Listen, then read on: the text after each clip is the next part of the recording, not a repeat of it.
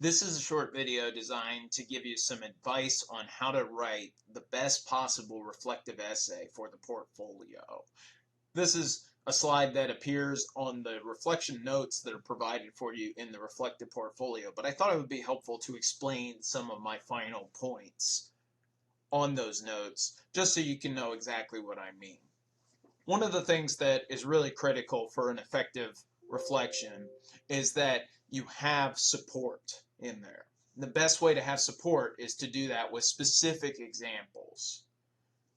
Too often I get a reflection that's very vague, very general. So vague, so general, in fact, that I could literally take somebody's name off, replace it with somebody else's, and it wouldn't feel any different.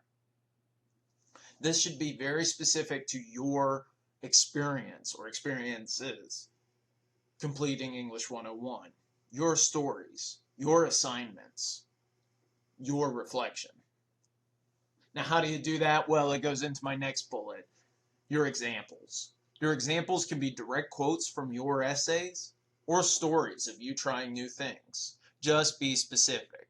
A really effectively told story can be very effective, which might make sense if it's referring to something that happened outside of a paper. You know, your first time doing an outline and thinking, oh, this doesn't make any sense. I'm not getting anything out of this. Compared to doing an outline perhaps for one of the most recent assignments and it kind of clicking a little bit more. Oh, it provides this roadmap and I can use that to be very effective.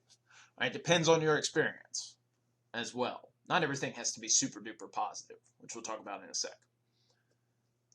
One of the things that you want to do when you're writing a reflection is to focus on growth and learning, not on grades or even performance on specific assignments. We're taking the long view with this reflection.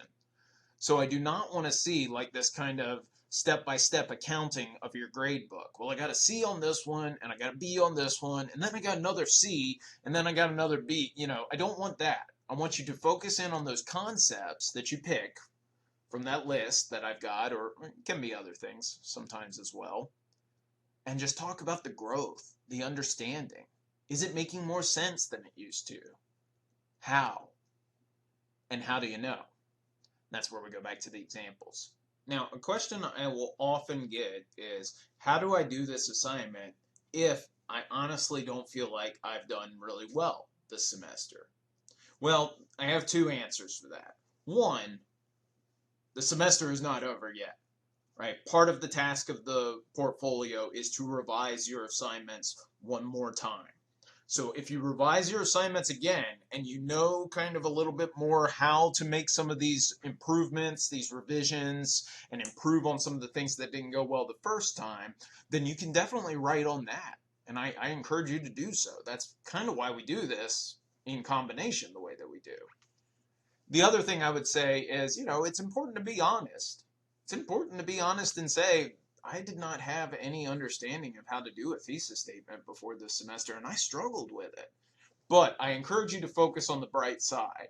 Maybe those thesis statements are still getting marked or getting comments or something from, you know, your mean professor, but maybe you at least understand them a little bit better. You understand what the purpose is. You understand you have to improve on them still further in the future, but you can focus on the bright side and just think about how at least it makes more sense than it did, you know, 3-4 months ago.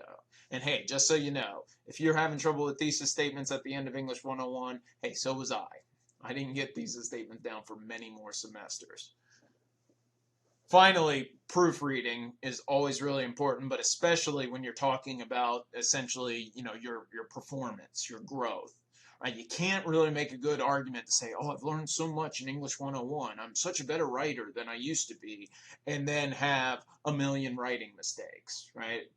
I've had people do it where they've made a lot of mistakes with their grammar and editing and then talk about how, well, I've gotten really good at finding all of my editing mistakes, or they'll have a comment about how I'm really good at my thesis statements and then forget to have a thesis statement in the reflective essay.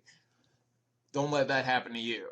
Those writing mistakes say a lot about your growth as well. Unfortunately, they might say it in a negative way. So proofread that reflection very carefully.